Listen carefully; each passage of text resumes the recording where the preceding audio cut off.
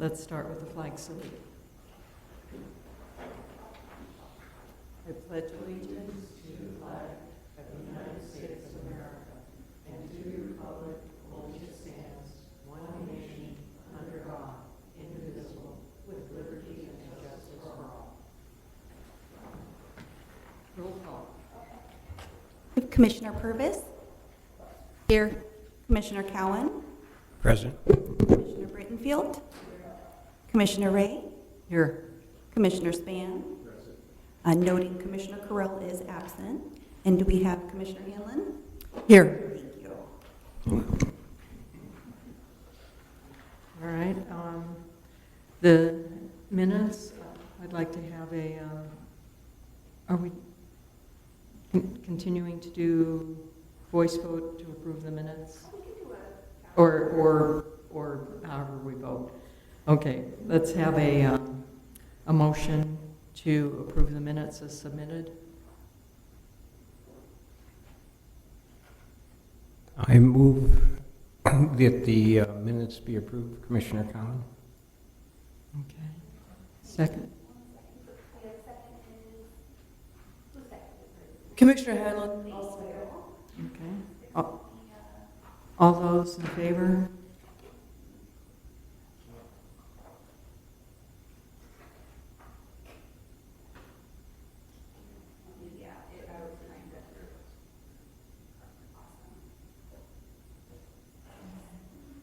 Do we have that motion passed?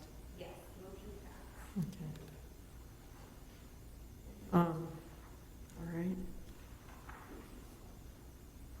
We do not seem to have anything under written communication or oral communication, That's correct. and no public hearings. So the current business, item H1, is a Mills Act for 153 East 6th Avenue.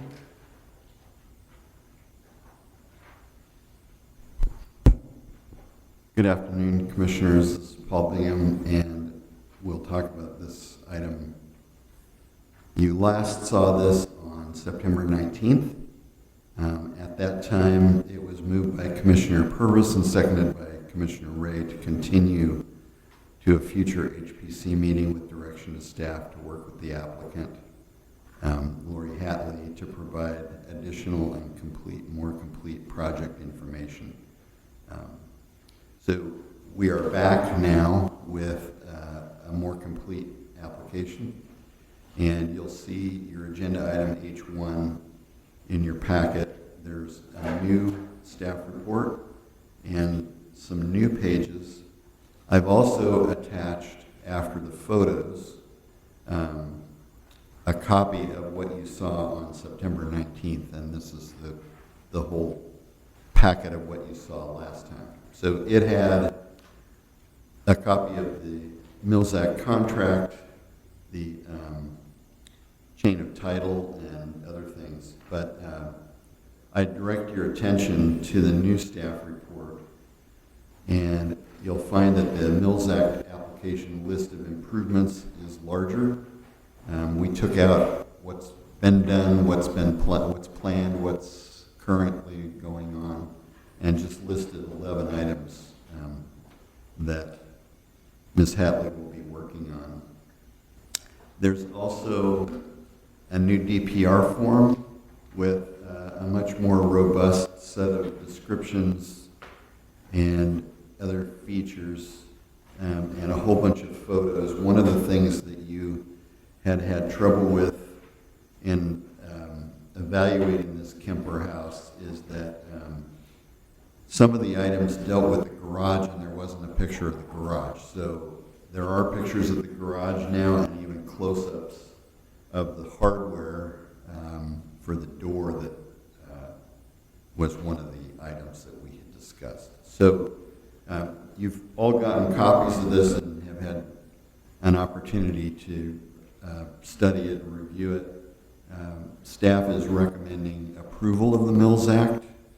We know that it's probably too late to get all of the hurdles done, and Ms. Hatley understands that, but did want to come back to you while it's fresh in your mind.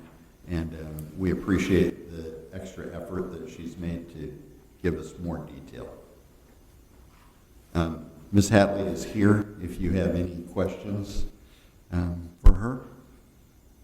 Okay. Any questions from commissioners? I have a comment. Uh-huh. I really appreciate the time that you've taken to submit a full application. It's a much nicer submittal. I appreciate it. Thank you. This is Chairman Ray, and I concur with Commissioner Purvis that very nice job. Very pleased to see. There's only one thing. There's always one more thing with me, and this doesn't necessarily have to be corrected. You've gone through so much already, and I really do hope that you're able to somehow get this through the process quickly. But on your history of ownership, you left out one. You're an owner. So it would be nice to add that in if it's at all possible. You know, you are now a part of the history of that house, and it's just something for generations to come to know. Go ahead and come up to the podium. So you're talking about the actual sheet that has like the chain of title on it? Right. You're correct, I should have written my name in. I just would like to say though, in the extended verbiage that I wrote about the history of the home, I did include myself at the end as being the current owner with a small personal profile of myself. Oh, good. So Okay. it is in there, but in written form as opposed to on the actual chain of ownership. Yeah, that was it. That's fine. Thank you very much. I have to say, I looked through most of it and checked the key things I had been looking for, and thank you. That's exactly what I was looking for. Okay. Any other comments, or do I have a motion to approve the application? No comments from me, Commissioner Purvis, but I would like to make a motion, if nobody else has any comments. I'd like to make a motion to approve the Mills Act application for this property. And I will second it. We're voting.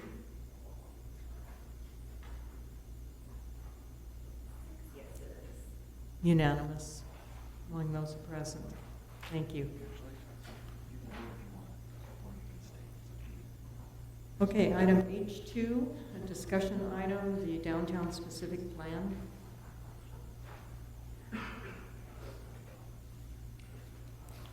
Good evening, Commission. Good afternoon, I guess.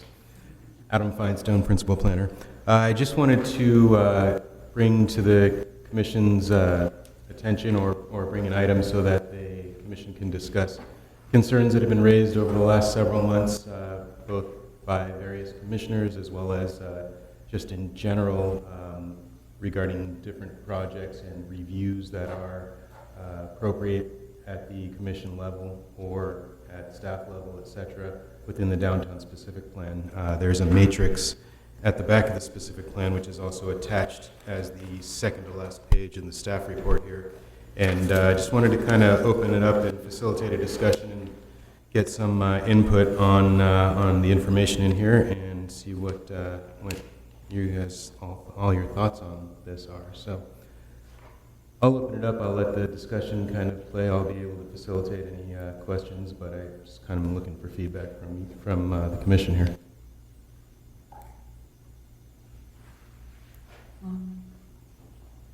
Okay, then Chairman Ray, I will open it with,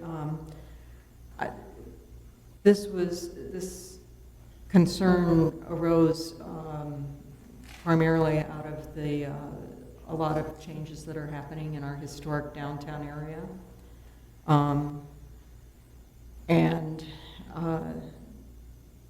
You know, we're within this matrix as far as being required for review on a number of things here, but there's one glaringly missing, and that is the primary structure when it comes to new construction. I don't know what the intent was back when the downtown specific plan was originally created, but we have seen with the recent attempt to build a large building that did not fit in with the downtown specific plan guidelines, that it exceeded in size and density, and yet there was no expertise involved in that decision-making process.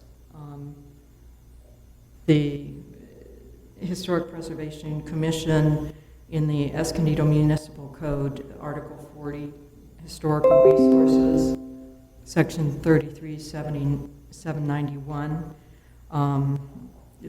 lists the HPC duties that the HPC shall act in an advisory capacity to the City Council and Planning Commission in all matters relating to the identification, protection, retention, and preservation of historical sites and areas within the city. So technically, by law, we are obligated to protect and preserve our historic downtown area. And, fortunately, there was public outcry regarding the Aspire project and the damage it would do to our downtown. It would have been appropriate for the Historic Preservation to officially weigh in on that project and any other projects that are coming along. So I would like to see this matrix changed, and I'd like to know what the process would be for that.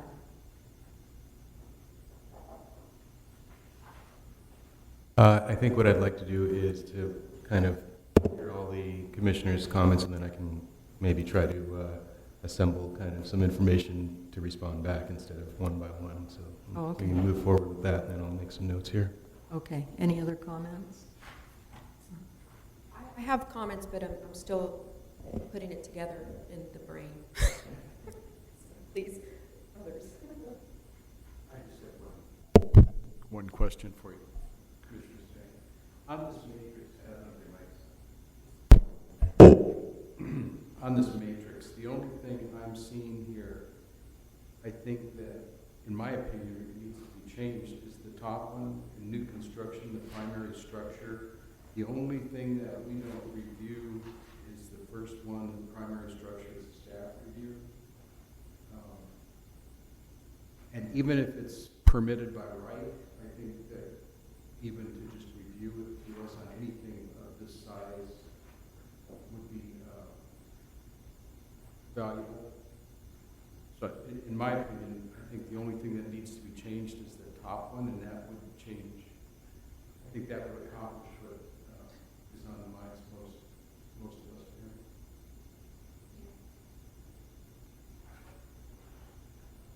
Anyone else?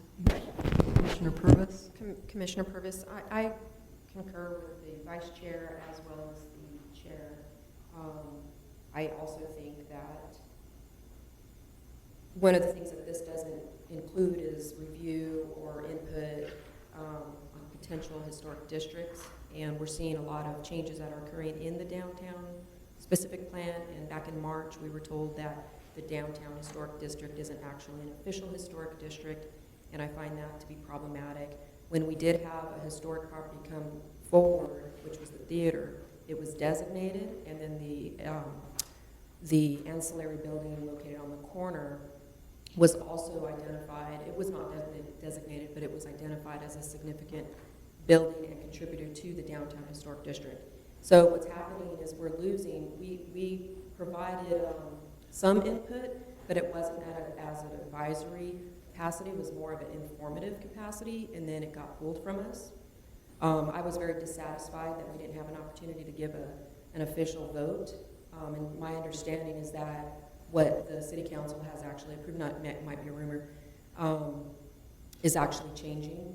And the building, what they're doing to the theater and the building next door, which I know they've demolished, they're adding a lot more of the decorative details, which I believe the majority of us actually took issue with. So I would like to, at least when we do have the opportunity to comment, that it's not pulled from us for a variety of other reasons from subcommittees, city council subcommittees or planning staff. And I am particularly interested in being in the loop on the 7 identified potential historic districts. And I think that this particular matrix would be helpful, not only with what Vice Chair and the Chair said, but also including potential historic districts, because I'm very concerned about our downtown. Thank you.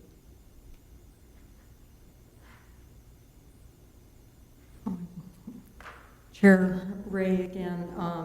There are actually a couple of other areas I'd like to see. I'm noticing exterior changes. Windows and skylights, we aren't allowed input, and windows are a very significant item when it comes to historic architecture. Also, storm doors and security grills. We should be able to provide input on that as well.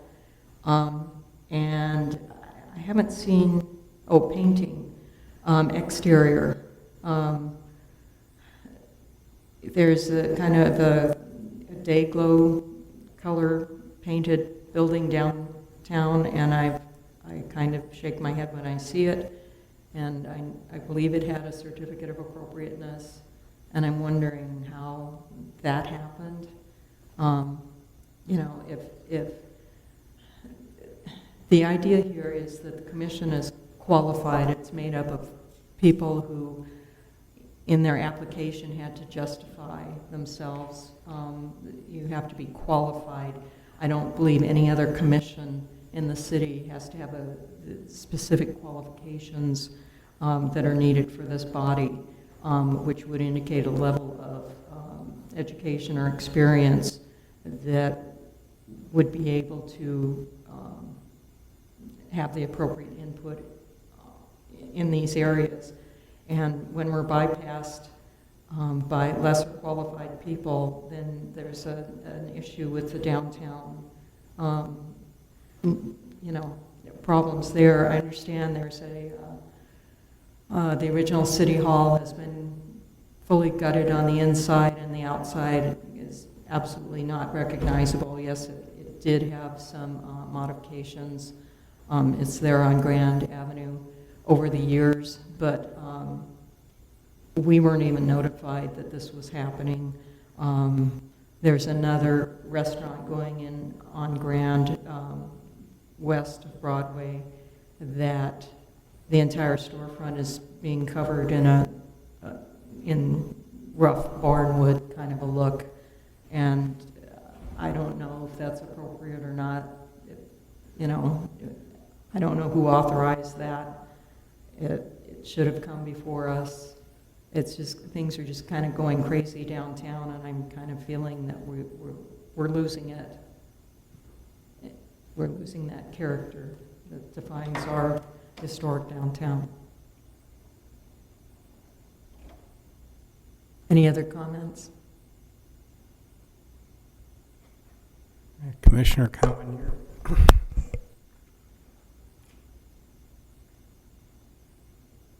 I'm not quite sure about how the specific plan is carried out. I have an overriding feeling that even though there's a category called architectural details, and we're talking about new construction, I have this ongoing concern that there's no effective architectural review. And as I've stated at previous meetings, I think it would be wise for the city to consider having a theme, particularly in a historic downtown area, so that end runs can't be made around this commission or any other part of the local government. I agree with Commissioner Purvis about what happened with the theater. It was apparently some economic exemption, and that shouldn't be. That we have, no matter what the legal status is, we have a historic downtown. Every other community that I know of that has been successfully competitive has a pretty tight idea about how they want to preserve downtown, and just because a building is new, it can still disrupt the whole ambience of the whole historic ambience of the downtown area. So I feel that I don't know if the problem is only the lack of review by this commission. I think there's a lack of foresight on what will make downtown sizzle and be appropriately competitive. And I think one indicator is avoiding this commission's review of primary use structures. But it's deeper and farther than that. I think the city needs a vision for what has to be, particularly in the downtown area. Thank you.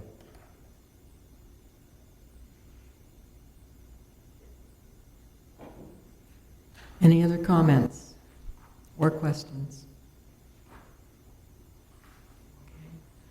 Okay. I don't see any. Go ahead.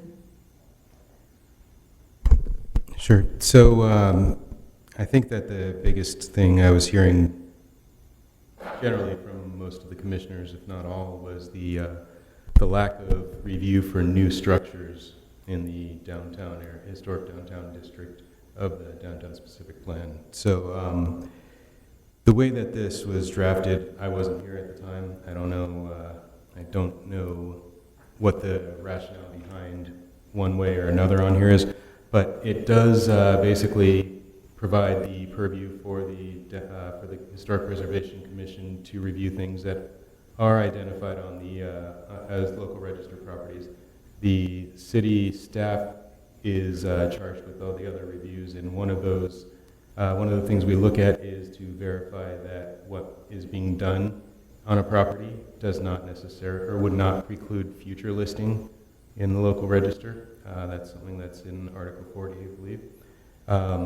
The properties that had been referenced, first off, I don't know the one you're talking about with the day-glow color, so I can't speak to that. But a couple of the others, there's a sushi place going in what apparently was the old city hall. And then there's another restaurant going in, the one that you referenced with the wood paneling on the facade. The one with the wood paneling, I know it's identified in our survey, and the way that it's being modified is in a way that can be undone simply by taking the facade work off, by taking that work that's been placed on there off of it. I think the other property, I'll say, was not identified in our survey or register anywhere. So based on what our code is, we looked at it and said, all right, well, it's not an issue because what the matrix has here. So in order to change the matrix is where I know that the commission is looking at going. It takes direction from city council to staff here to prepare or to work on and analyze potential changes to the downtown specific plan. So if we're given that direction, by all means, we will look at that and consider what changes should be made. I think that originally when it was set up, it was probably looking at striking some sort of a balance between the preservation of historic structures and the historic downtown area, balance between that and economic development. I haven't seen or had any experience recently with anyone, or I won't say anyone, but with people who are coming in to invest money and open businesses and improve buildings where they are desiring to basically restore everything to a previous state. People have a vision for what they want their businesses to be and what they want their facades of their businesses to look like. And as long as it's, from staff's level, as long as it's appropriate for kind of a downtown area, whether it's historic or not, and if it meets the requirements in our specific plan, we would like to see that type of economic development happening. And it isn't necessarily appropriate to tell someone, no, you can't do that, when the property is not identified on a survey or anything of that, or in our local register or anything of that sort. So I think that that's kind of how we've wound up at the place we're at right now. But as I said, future changes to this matrix could be made if we're given that direction by City Council to look into it. Commissioner Wright, I'd like to kind of go back to Commissioner Purvis' comments in the past and today about why we don't have historic designations for downtown, only by individual buildings. Correct. The area was never designated as a formal historic district. Commissioner Purvis, I actually disagree with their interpretation, because when the boundaries were set for the downtown historic district in the downtown specific plan, the city council would have reviewed that. The boundaries for the area is what was identified in the 2001 Historic Resources Survey. In the downtown specific plan, there's also language that the downtown historic area, as defined as a zone, according to the deputy city attorney, has contributing properties, non-contributing properties, and it has the language from the U.S. Secretary of the Interior standards for restoration, the treatment of historic properties. And that's part of the downtown specific plan. We also have design guidelines that talk about historic resources. So the city has chosen to, my interpretation here, the city, I believe, has chosen to decide that they don't want the downtown historic district. And after many decades of the population thinking that we have it, it's now changed. And that really developed, I would say, at the beginning of 2020, when there's a lot of development pressure. And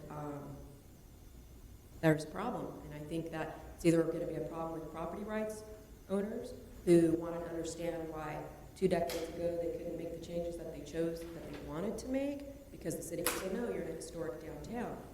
In the design guidelines, as well as in the downtown specific plan, it talks about the standards. So we either have one or we don't. And so a couple decades ago, we had one. People had to abide by them, the rules, what's in the specific plan. This one, the one prior to this, and the 3rd specific plan 3 times ago. So that's kind of a problem. I don't really know. It's kind of stalled. I was communicating a little bit with Mr. Feinstone, as well as the senior deputy attorney, to try to figure it out, but we don't agree, and I don't have any recourse or anything like that. But I think it is important that we talk about it. I think it's really important for the Preservation Commission to decide if we want the historic downtown. First of all, why does the city say we don't have one now? And was it a fact of, did it have anything to do with the property owners? Were they not identified or properly noticed 20 years ago, 25 years ago? Was it, how to get into this downtown specific plan with the standards, the guidelines, with the design review guidelines, all affiliated with the historic district? Why the boundaries? Why contributing sites? Why non-contributing sites if we don't actually have them? So the language is there. Everything is there. And Escondido has a really good program on paper. And I'm not sure where it broke down in implementation. I know there were some really big issues back in the early 90s. There's some articles on it. And the city staff did an amazing job rectifying that. And that's why they did another survey in the early 90s to rectify a 1983 survey. And then another survey was done in 2001 to capture older properties. So there's a lot of juice there, and I think if we went back into the minutes, back during that time to find out when the zone area was adopted, then I think we could potentially see what the city council was actually voting on, because they voted on it. They actually said, okay, yeah, we want this area, and we were going to call it historic downtown, and it became the historic district. So I think that it's warrants review, investigation from the city, on the city side. Thank you. Just one other comment. See, in the general plan, isn't most of the downtown area designated historic core? So I don't have the general plan in front of me, obviously, but my recollection is that it's designated SP for specific plan, or SPA, specific planning area, and it's identified as specific plan number 9, number 8, I'm sorry. In the specific plan. Next to the general plan. Right, so in the specific plan, which, It's identified as historic core, and it doesn't take in all of Grand Avenue. And- It takes a certain part of it. that's this document, correct? The one I've got is just actually much smaller than that, but it's excerpts, I believe, from the general plan. Okay.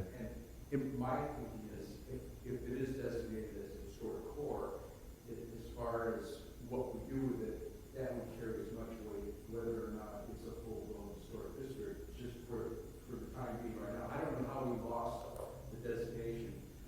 Back years ago, when I was on the DBA, and my wife was on the DBA, and everybody that had business downtown at some point or another was on the board of the DBA, we pushed that with everybody. We are a designated historic district. We advertised in Lawrence Wells, we put flyers out. I don't know how we could have possibly, somebody must have overheard a friend of them, their past cousin from a distant relationship, talking to somebody on the phone at business that said that it was a historic district. I really don't know how the history of, no pun intended, how that all played out and how it became identified as an historic district, whether it's just kind of through the old word of mouth stuff or how that district within the specific plan came to be named as such. Obviously, downtown Grand Avenue and some of the surrounding streets do have a lot of historic structures and historic properties designated as such, or not. But as far as where we got to with the specific plan and why that area is considered that, or why the boundaries of that district are drawn as they are, I really don't have the background on that. Commissioner Purvis, I actually do. So the city was surveyed 3 times, as you probably remember. There was one in the early 1980s, then one that rectified some problems that the city had. There was a discrepancy. It came out in the early 90s, and then another survey in 2001. And the survey boundaries, you're correct in terms of the historic core. There is a line, and I agree with you that there is that in the general plan, and it's also identified in the downtown specific plan as this one particular portion of Grand as being the historic core. Then you have the survey boundaries, and that's where all of the these buildings came about. So it does have a history, and it came from a city-sponsored, state-sponsored historic resource survey, and it started in the 1980s, and the last survey that the city did was in 2001. That survey also identified 6 other potential historic districts, some of which are also located or are part of the specific plan, downtown specific plan area. And I feel like those are,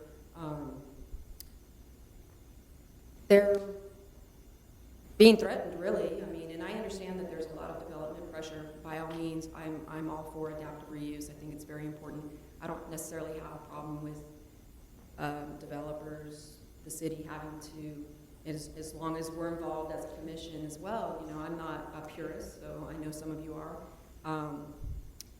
I understand that cities change and they grow and they get smaller and all of that jazz, but we're ignoring the downtown historic district, and it began in the beginning of this year.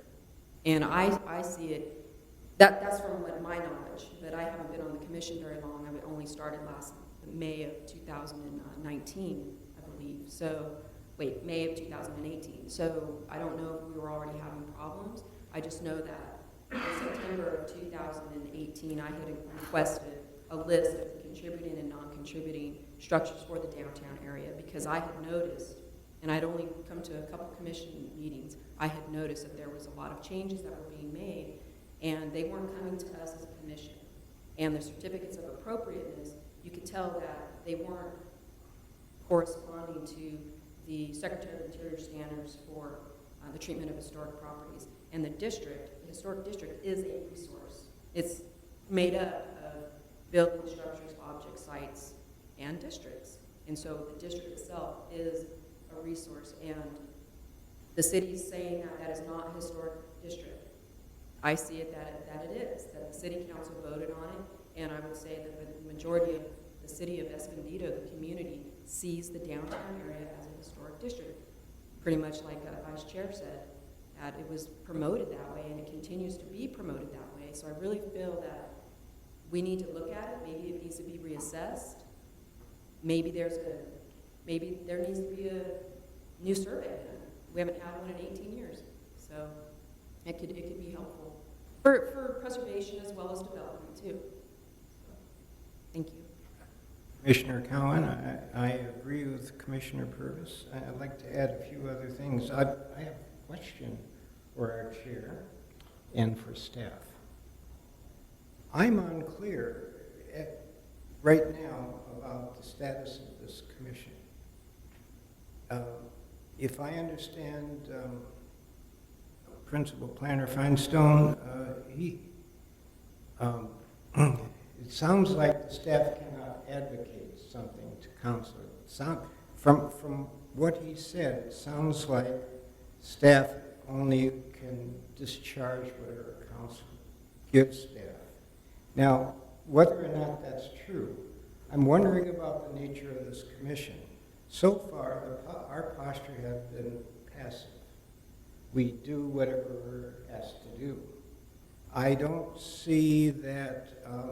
I'm just wondering: do we have a right or an expectation or a duty to advocate for historical resources, irrespective of what staff thinks and what the council is aware of at the moment?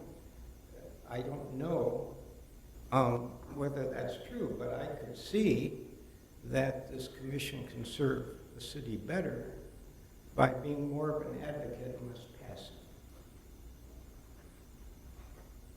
passive. I can respond to that to an extent. I actually think that the types of discussions we have in this forum here, they're actually a little bit more, they kind of come into more of a role that towards more the advocacy side of it, because other commissions, for instance, the Planning Commission, as I'm sure Vice Chair Span can attest, they are presented with projects that are brought to them from staff through staff, things that staff prepares, either at our discretion or at the direction of City Council, or by applicants. It's not, in the time I've been here, there's really been next to no items that I can think of that are discussion topics that are not related to a specific project or a specific code amendment or something of that sort. The Planning Commission, that's the one commission beyond here that I'm very involved with and have a lot of knowledge about. They review projects that are brought to them, and it's primarily projects, whether it's development projects, like I said, or code amendments that they're an advisory body to council on. But these kinds of discussions and kind of just back and forth conversation and getting some input on various things typically doesn't happen. So, I think that, well, I won't say that it's advocacy on any side. It is more of a open forum for discussion than it is at other types of commissions.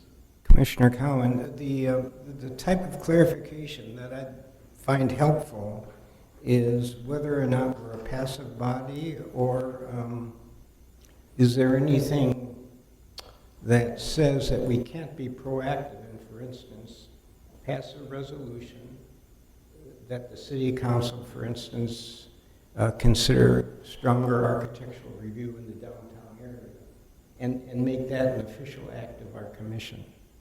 Is that something that is permissible? Commissioner Cowan, this is Chair Ray. I'm going to bring it right back to that Escondido Municipal Code, Article 40, that the HPC shall act in an advisory capacity to the City Council and Planning Commission in all matters relating to identification, protection, retention, and preservation of historical sites and areas. And you have a very strong point that we should indeed be able to resolve, vote that the downtown specific plan activity construction review process be amended in certain ways. And that should be reported to council in some fashion. I don't know if we can do that today or if we need to think about this and discuss it further. The action being requested is just to receive input, no formal action, so we couldn't take that kind of a vote or provide that direction today. It's something we can look into, though. Commissioner Cowan, of course, it may be obvious that I'm leaning towards an official act of this commission rather than just kind of a whisper about what should be done.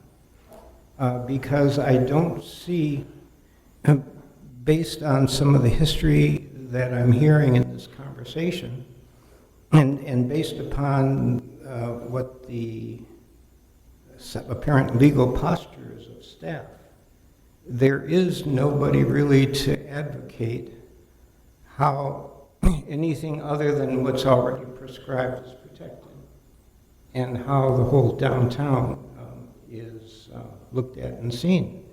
And if I'm understanding our chair's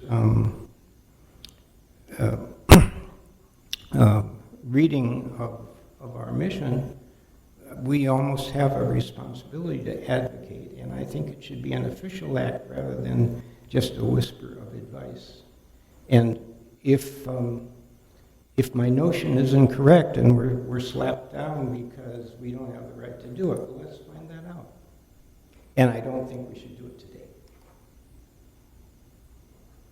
I don't, Commissioner Purvis, on Article 40, Section 33-798, it's permits and permit procedures, and it talks about, this is actually going back to our potential historic districts in general. It's talking about it being unlawful for any person to tear down, demolish, construct, alter, remove, relocate any historical resource or any portion thereof that has been listed on the Escondido Historic Site Survey local register designated a local landmark or located within a historical overlay district, et cetera, et cetera. The fact that our downtown historic district is actually part of the Escondido Historic Site Survey tells us that it's unlawful for any person, that would include the city and their applicants, to tear down, demolish, construct, alter, remove, or relocate any historical resource or any portion thereof that has been listed on the Escondido Historic Site Survey. And then you have all the other ones. Doesn't matter if it's designated or not. And so what's happening is we're seeing the potential districts being degraded. And so I guess earlier you said like the certificates of appropriateness, they're approved or projects are approved to not preclude future designation. But we're seeing that happening. And although you're saying that the wood clapboard that's being put up on one of the buildings can be removed, what about when people are making the changes to their windows, when they're changing them from a wood sash to the metal sash? Basically anything can be removed unless it's demolished. Obviously that can't be reconstructed that easily.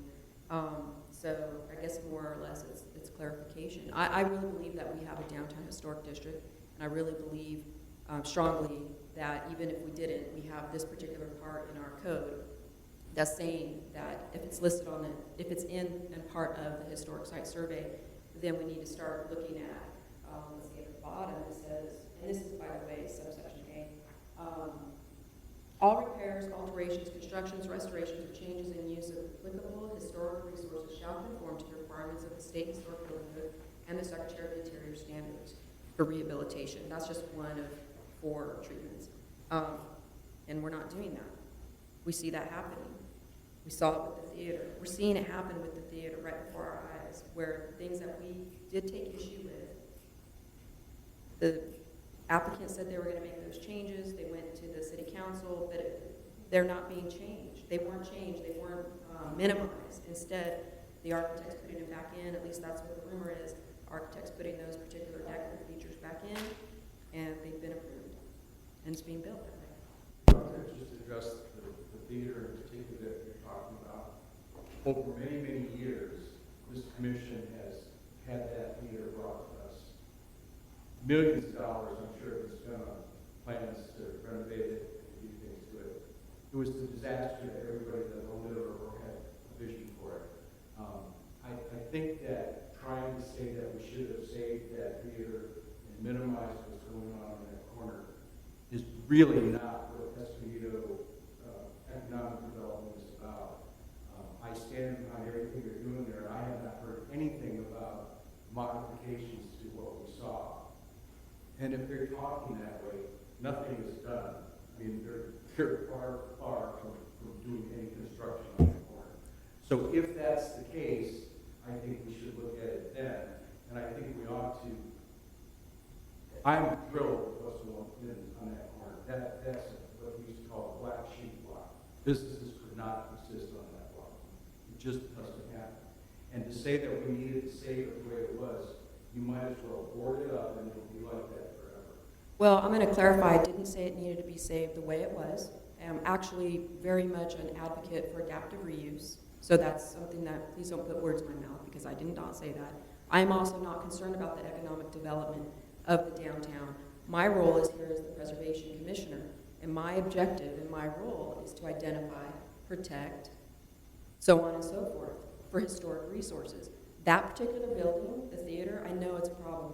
There's tons of issues with it. I recognize that. I recognize all the effort everybody's gone into it. That's not the problem.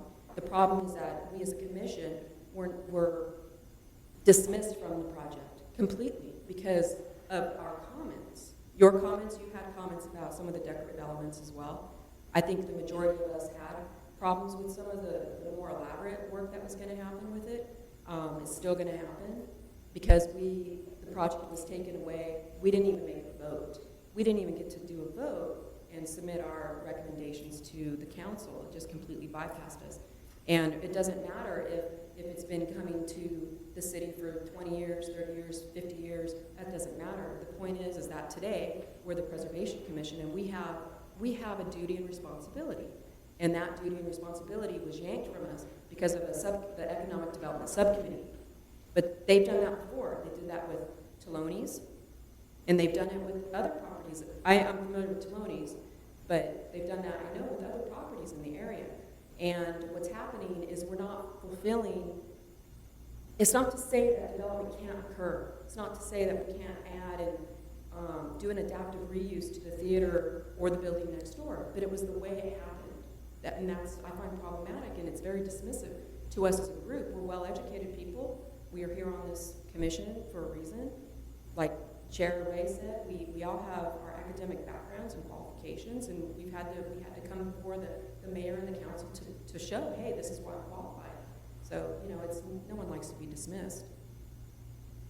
No, I agree with you as far as having it pulled, but I was just talking in particular about the theater. I hear it a lot. Chairman Ray, I too am frustrated by having that item, the theater, pulled out of our further discussion. But keep in mind that it was also pulled away from the Planning Commission as well. So that's a whole nother issue that I think the city needs to look at, and probably not what we should talk about today. But there is that economic development concern, And I'm extremely frustrated to hear it implied that historic preservation impedes economic development, when the fact is that our historic downtown is is what attracts more business, more people downtown because of its charm, because of its historic integrity. And when shop owners are allowed to do whatever they choose, thinking that, oh, this is going to be great design, and gosh, my store is going to look brighter and more noticeable than any of the others on the block, or whatever their reasoning is, I'm sorry, you're hurting the integrity, you're impacting the other businesses when you get to do whatever it is that you'd like. And again, our expertise has a value. It was actually the design review board that I sat on years ago that a downtown shop owner came to us, and I think he was kind of nervous that we were going to get in the way and slow things down, like so many people accuse these review boards. And by the time the presentation was over, the design review board, which also had extremely qualified members, had helped the shop owner to reduce the cost of what he was going to do. It had a better outcome. That business owner walked away with the biggest smile on his face, so grateful that we'd intervened and helped bring about a better look to the storefront.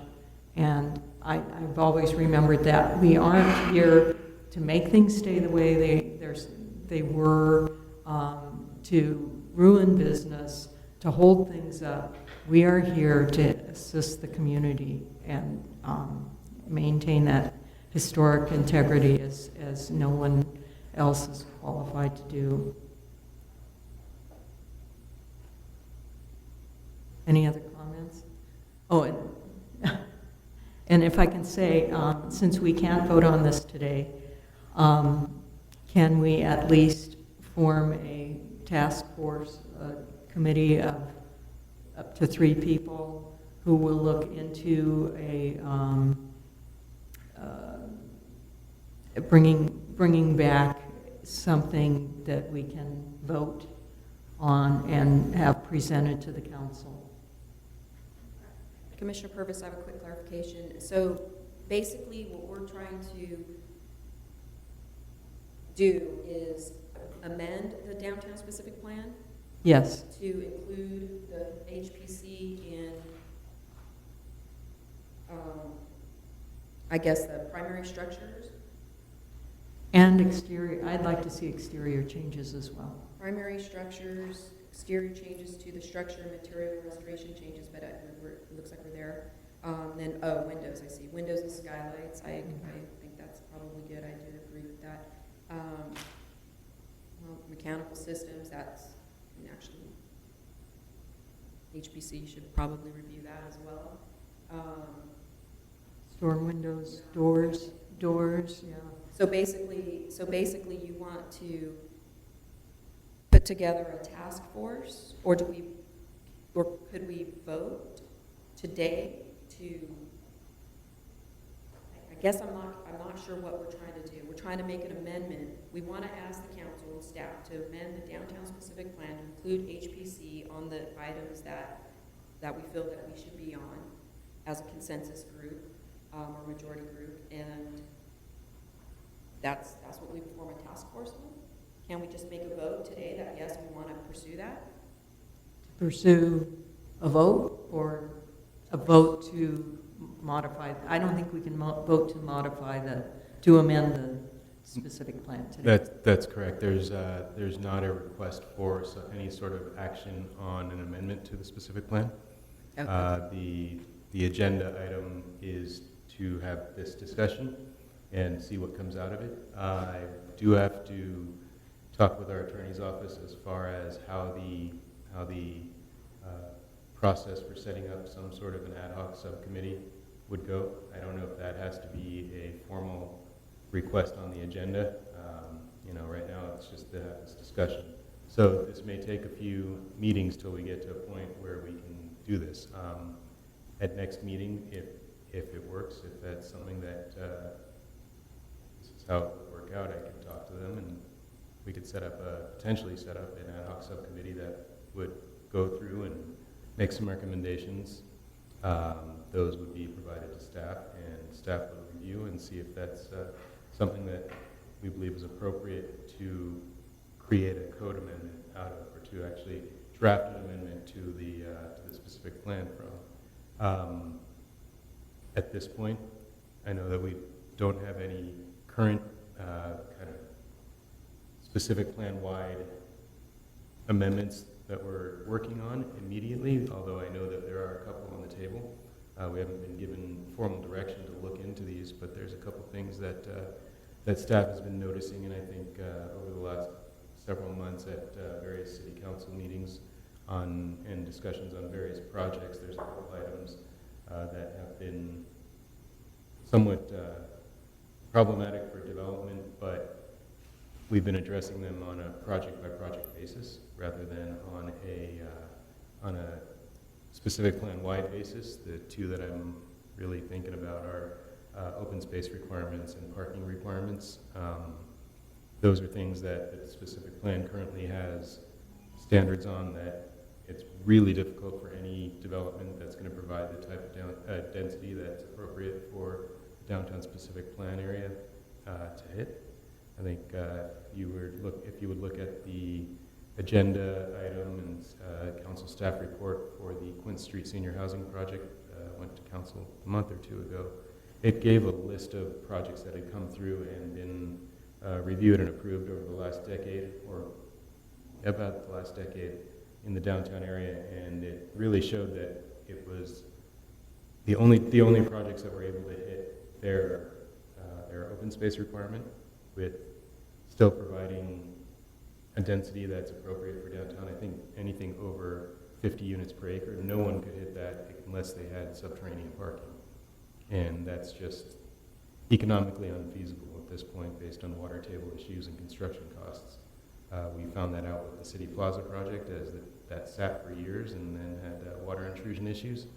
And as they went to restart construction in 2016 or 17, they had a big issue trying to resolve all that. But yeah, subterranean parking is not cheap, and if it doesn't pencil, no project is going to get built. So reducing that open space requirement, that parking requirement, those are things that have really shown to be problematic, and I think that those would be the types of things that staff will potentially be looking at if given direction by council to do so. Chairman Ray, that's all very interesting, but we have a concern. I truly believe that the downtown specific plan was very carefully crafted, and any changes to the design guidelines should be very carefully evaluated. We're looking at something different here. We are not looking to submit something to staff to decide if it's appropriate to pass on to the council. And this is why we might need a task force to fully spell out what it is that's needed and why and the history. But I would ask right now that this item be on the next agenda, that we will vote as a body whether or not the downtown specific plan should be amended, and or at least to create a task force to first study how it should be amended, and that it will go directly to the council. Commissioner Cowan with a question. Is there an organization chart for the city, and where does the commission sit on it? If there is an organization chart, or if one were to construct one, is the body right above the Historic Properties Commission planning staff? Is it council? Is it the planning commission? Is there any definition to who the next level is in our hierarchy. I'm not talking about what's been normal. I'm asking, is there a legal hierarchy? The Historic Preservation Commission on various items is an advisory body to City Council. As I said before, the difference between what typically happens here and what happens in other commissions is that we have these discussions instead of just reviewing projects or proposed code revisions that are brought to this body. So it's really a different way that this functions. On projects that are brought to the body and that do require City Council approval, for instance, a Mills Act does require, the recommendation of City Council, Planning Commission, Historic Preservation Commission, to City Council. So in that type of an issue or that type of a project, you are a formal advisory body to council. In other things, it's not necessarily the case. You, in some instances, the Historic Preservation Commission is a design review or decision-making body. Some cases they are an advisory body to staff. For instance, design review, actually, as it reads in the Historic Preservation Ordinance, the director is the decision-making body and based on recommendation from the HPC. Rarely does the director make any different, approve anything that's not the same. In fact, we really don't usually ever go back to the director for any changes to consider what the HPC had recommended. But that's how it's written. I've read that maybe 2 years ago, and it's interesting to see that. But kind of just getting back to the general thing. Give me 1 second if you don't mind.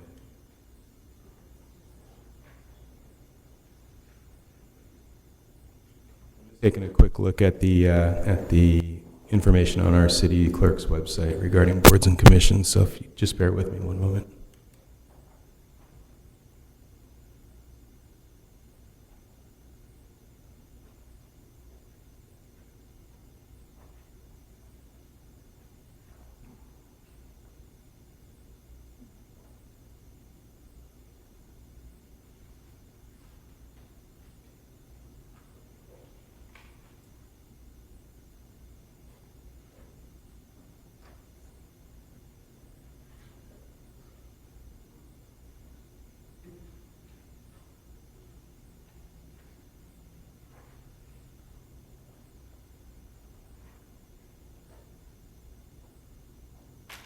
So it does appear that based on the purpose identified on the Boards and Commissions webpage, that the Historic Preservation Commission, and I'm going to read directly from here,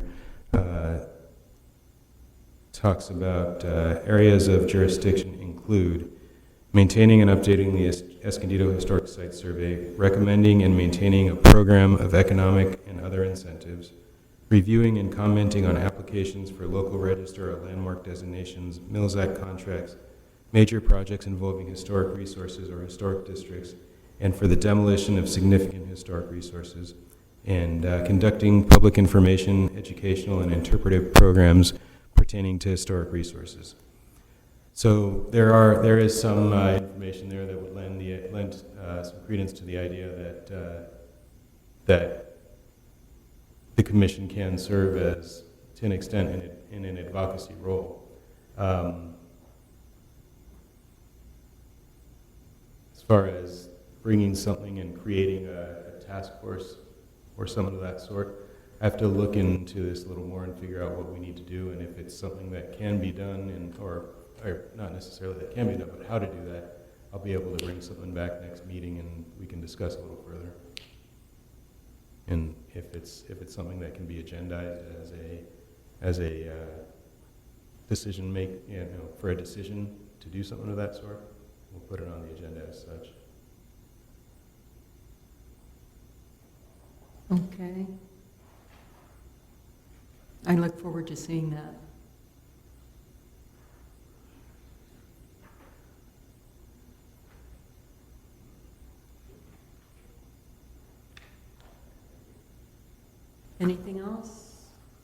Okay, then we'll move on to item H3, Mills Act visits.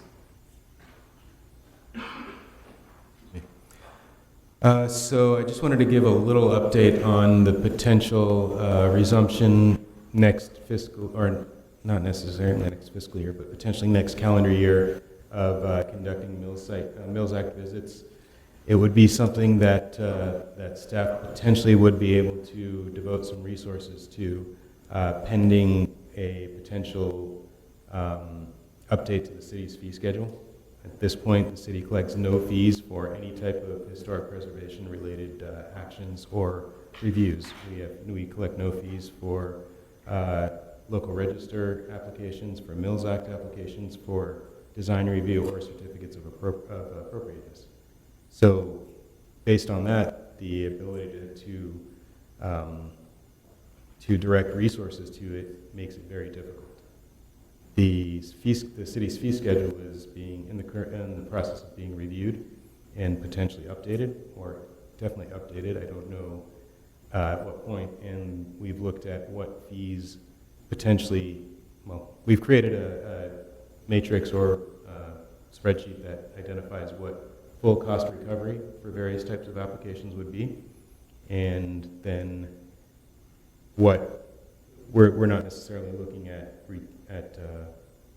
obtaining full cost recovery for various applications. Some we are, some we're not. I'm not just speaking of historic preservation related applications, but in general, throughout the city, other types of entitlements. We are looking at creating fees for certain things, and I believe that there is a potential on the table to enact some fees for historic preservation related activities. So if that's done, then that would potentially put monies available that staff could use to dedicate the resources to actually conducting the inspections or the visits.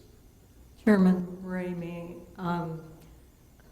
I remind you that it has been tried to charge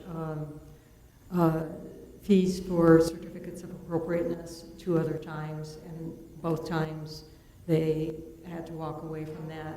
That's critical that the certificate of appropriateness not have any charges connected to it, because it's already difficult enough to get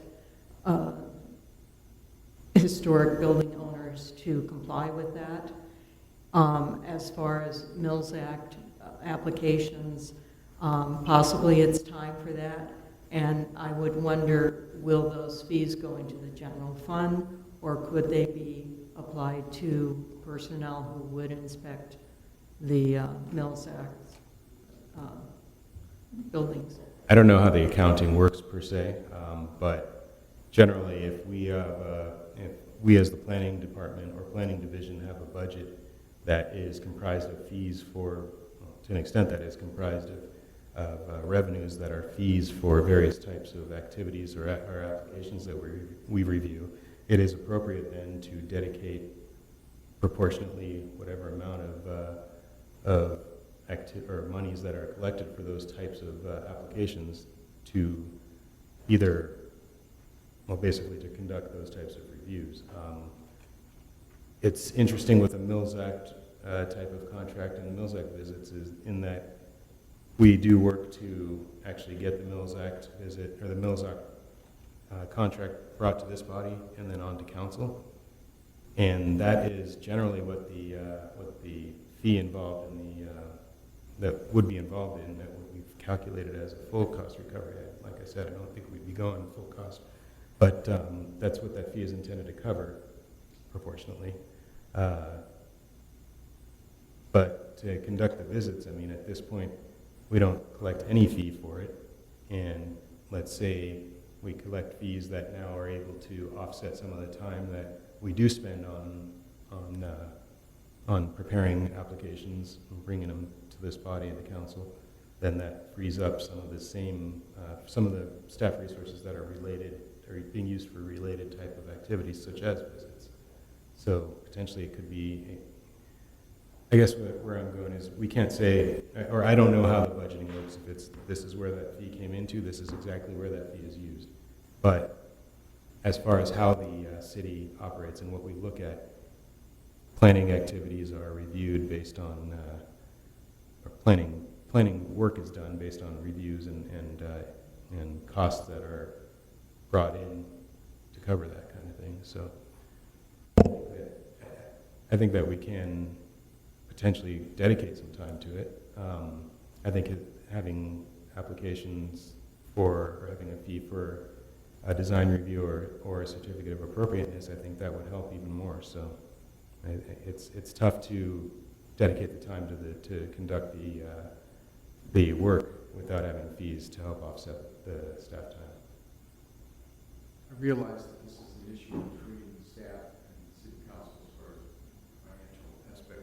Is it possible to bring the fee schedule back to us as relates to historic, potentially historic homeowners prior to the council presentation? I do have what full cost recovery has been calculated. I don't think I want to hear that. It's probably not as bad as you think. For a Mills Act, it would be a little bit under $1,500. For a local register, it would be a little over $1,200. For a certificate, about $180, and for a design review, it would be about $500. So the certificate is a bit high, I think, compared to what one might assume, but I think the others are probably, at least the Mills Act and local register, compared to what other jurisdictions would be charging for those types of things, I think it's actually very reasonable. Design review is the same cost as it would be for design review for any type of other project, because that's the action that's being taken and the activities that are being undertaken to do that review. And on that certificate, I know that in the past, Paul's been very good about putting everything you want to do on those certificates and it's there for perpetuity. That was certainly the case. If somebody decides they want to change their windows and they come to staff for a certificate, they can also include color they're going to paint their house, whenever they feel like painting their house, whatever plans they have to do. It would seem like that would be reasonable so that they wouldn't have to come back and get another certificate. So at this point I know that's how we have been doing it. I don't know what the intent of of my assistant director is. He's been dealing with the fee schedule, and I know in some instances, or in a lot of instances, most of our types of permits expire after a year. So I don't know if that's the goal here, is to have, you get a certificate and you've got a year just to do whatever activities are on there. Or if if you can hold on to it in 5 years down the road, oh, see here, I'm going to go paint my house now. Okay, well, speaking as somebody that has two properties that are covered with certificates of appropriateness, ex post facto would preclude you from cutting it off. You can't pass something today that would change the way the law was when Well, if your certificate includes a certain amount of work and there's no expiration on it, I'm thinking in particular about paint color, because Mhm. once a paint color is approved, there's nothing that's going to change between then and now that would have made that color not appropriate. What we told everybody at the quarterly meetings and in our meetings that you get a certificate, that color, just hold on to it, don't lose it, because if you want to paint your house again in 10 years, you hang that certificate up, because that's the same color that was approved then. I get you. Worst case scenario. Oh, yeah. As far as all of a sudden people are going to start paying fees for things that they didn't have to pay before. And we used to have to drag them in to get the certificate before, because otherwise they're going to do it on the weekend. Yeah, I see that concern. Maybe there's something that that we can look at for a certificate that for things that are one-time actions that they've got a certain expiration on. But if it's painting, if someone's going to be proactive enough to paint their house every 10 years, that would be great, right?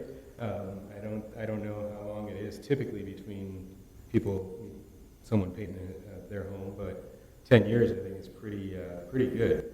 And Well, I'm thinking more particularly not the whole house, but Okay. the area is Gotcha. used that technically you can't touch that without a certificate. right, yeah, I think that that it might be possible to do something where if it's a certain type of activity that we know isn't going to change, and you're just finishing it up, that maybe if it's something where, you know, you're doing windows, you're doing roofing, you're doing paint, I don't know that we'd want to necessarily say, okay, you've done your roofing, and 5 years later you come in and you'd be able to do the windows without needing us to look at that again. So it's something that I think, right now there's not a formal, you know, there's nothing formal that says your certificate's valid for X amount of time. It's just issued, and I think that one of the things that we see is that, like you said, when people do say, all right, now I'm going to go and do this work. But the other issue becomes people hold on to their certificate, post it in the window, and do something completely different, because a lot of times no one's looking at the certificate in enough detail when it's posted. Commissioner Purvis, I know when I go into the old Escondido neighborhood, I see a lot of windows that have been modified that were definitely not originally vinyl, or they were maybe wood sash, and they were actually, maybe they were steel sash, and then they were turned into wood sash, things like that. And so maybe, I don't know if the certificates of appropriateness were actually applied for and received, or if people are retaining their certificates of appropriateness and it just is generic and says, you know, replace windows, things like that. I noticed that there's a lot of those particular properties out there. I don't know if they have Mills Act, because that's something that the city staff, and they're able to go out and do some review of the Mills Act and see whether or not people are fulfilling their part of the contract. You know, those are things that I'm assuming that staff would identify pretty quickly. I mean, that you drive by, you see it all over the place. Diminishes the integrity of the district overall. I think the full cost recovery is really high. And yeah, it is consistent with the city of San Diego, but they've got full-time, well-qualified staff. Not that you guys aren't qualified by any means, but they have full-time staff, 4 or 5 folks that are working on their preservation, and that's all they do.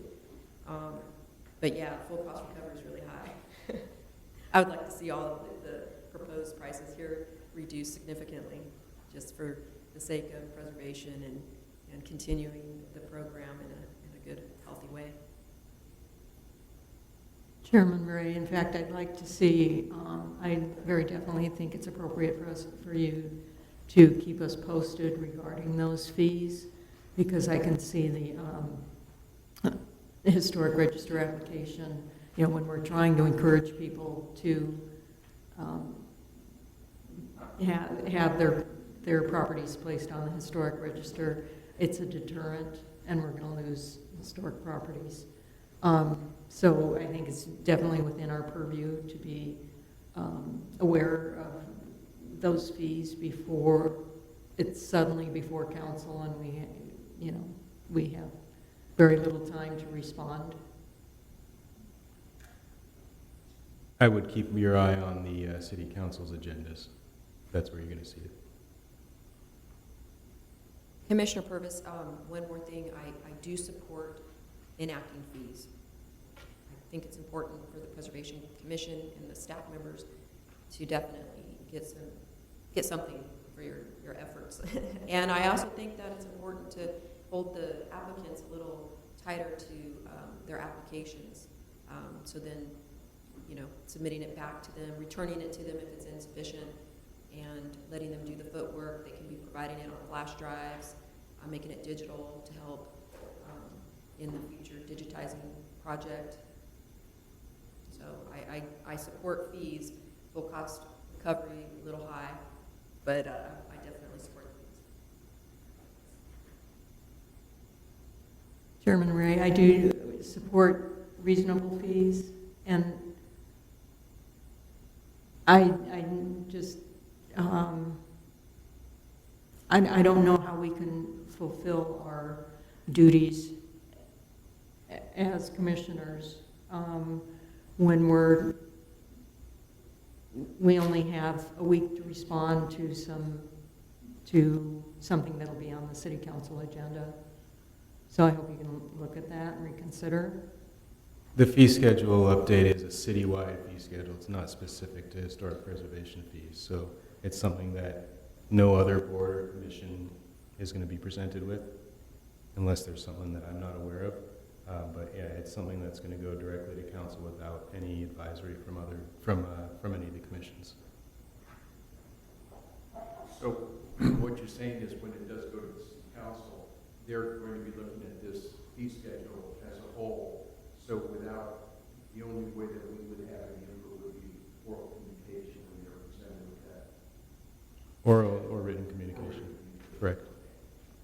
Commissioner Cowan, my concern is for the lack of review of this commission, if the fees are too high, particularly if somebody's trying to maintain their place, it's a disincentive.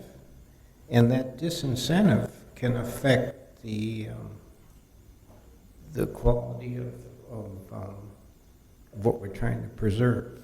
And so, you know, let's take a ludicrous example. Let's say for review of paint, you charge $2,000 as an example. Nobody's going to paint. So, so my concern as a commissioner is I'd really like to encourage people to maintain, and I don't want this disincentive to do that. The problem is if it's just going to be considered as a generic item on a list of fees suggested by an accountant, it has no tie-in to what we're trying to achieve. So this discussion is kind of veered off of what the topic was. We were looking at the idea of how we can establish or reestablish our Mills Act visits, and I think we've gotten too deep into the fee discussion. I think just suffice it to say there is a potential that if fees are placed onto the fee schedule for historic preservation related projects, then at that point their staff could definitely be able to designate or to devote some resources to conducting these visits.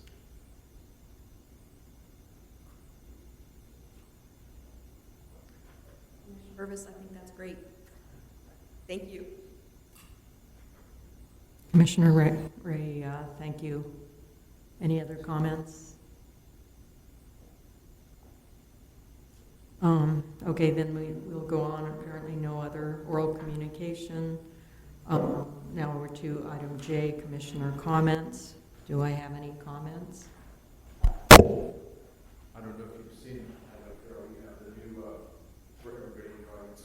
Paul. The new Pioneer Room calendar is out, and it's really interesting. I hate to say it, but I have personally dealt with 10 of these 12 people that are in here. I mean, or their companies since the late 70s, but it's a great calendar and good reading material.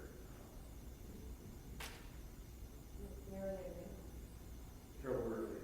Oh, they're at the Pioneer Room for sale, and I think some of the businesses in the historic downtown offer them for sale as well.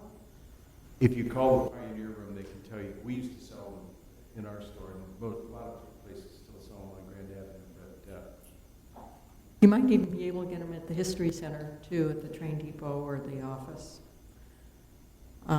Any other comments? My comment at this point, it's definitely a lively conversation regarding those fees, and I'd like to also see that put on the next agenda, a discussion of fees related to historic preservation, local register, certificates of appropriateness. These are established by a resolution of council, so that's not appropriate. Okay, let's put on the... And also I should say that it's not, the commission's role is not to request things to be put onto the agenda per se. We like to do that as possible, and we do our best, but to sit here and say and think about what should we and what could we put on the agenda is not what staff is looking to get, is not the input that staff is looking for right now.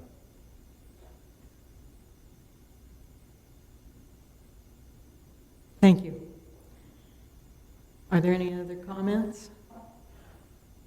Okay, the meeting is adjourned.